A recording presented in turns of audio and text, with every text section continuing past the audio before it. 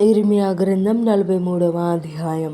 అతడు ప్రజలకందరికీ ప్రకటింపవలెనని దేవుడైన యెహోవా పంపిన ప్రకారము ఇర్మియా వారి దేవుడగు యెహోవా సెలవిచ్చిన మాటలన్నిటినీ వారికి ప్రకటించి చాలింపగా, హోషేయ కుమారుడైన అజర్యాయును, కారేహ కుమారుడైన యోహానానును గర్విష్ఠులందరును ఇర్మియాతో ఇట్లనిరి: నీవు అబద్ధము పలుకుచున్నావు.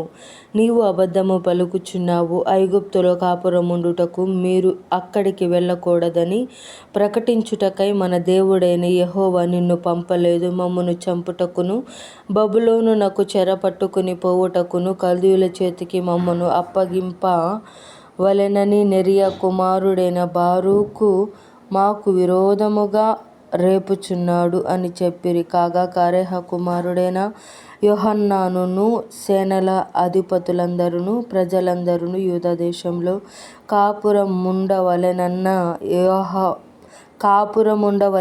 యెహోవా మాట వినకపోయిరి. మరియు కారేహ కుమారుడైన యోహానానును సేనల అధిపతులందరును యెహోవా మాట వినని వారై యూదా దేశములో నివసించుటకు తాము తరిమి వేయబడిన ఆయా ప్రదేశముల నుండి తిరిగి వచ్చిన యూదుల శేషమును, అనగా రాజదేహ సంరక్షకుల అధిపతియగు నెబుజరదాను షాఫాను కుమారుడైన అహీకాము కుమారుడగు గెదల్యాకు అప్పగించిన పురుషులను, స్త్రీలను, పిల్లలను, రాజకుమార్తెలను ప్రవక్తయగు ఇర్మియాను, నెరియా కుమారుడగు బారూకును తోడుకొని పోయి ఐగుప్తు దేశములో ప్రవేశించిరి. వారు తహపనేసుకు రాగా, యెహోవా వాక్కు తహపనేసులో ఇర్మియాకు ప్రత్యక్షమై ఇలాగు సెలవిచ్చెను: నీవు పెద్ద రాళ్లను చేతపట్టుకొని యూదా మనుష్యులు చూచుచుండగా తహపనేసులోనున్న ఫరో నగరు ద్వారముననున్న శిలా ఆవరణములోని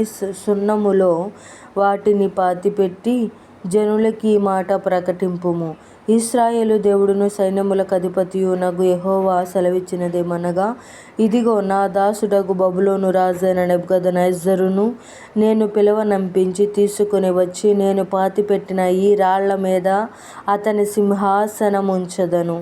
అతడు రత్న కంబళిని వాటి మీదనే వేయించును. అతడు వచ్చి తెగులునకు నిర్ణయమైన వారిని తెగులునకును, చెరకు నిర్ణయమైన వారిని చెరకును, ఖడ్గమునకు నిర్ణయమైన వారిని ఖడ్గమునకును అప్పగించుచు ఐగుప్తీయులను హతము చేయును. ఐగుప్తు దేవతల గుళ్లలో నేను అగ్ని రాజబెట్టుచున్నాను. వాటిని నెబుకద్నెజరు కాల్చివేయును. ఆ దేవతలను చెరగొని పోవును. గొర్రెల కాపరి తన వస్త్రమును చుట్టుకొనున్నట్లు అతడు ఐగుప్తు దేశమును తనకు చుట్టుకొని నిరాటంకముగా అక్కడ నుండి సాగిపోవును.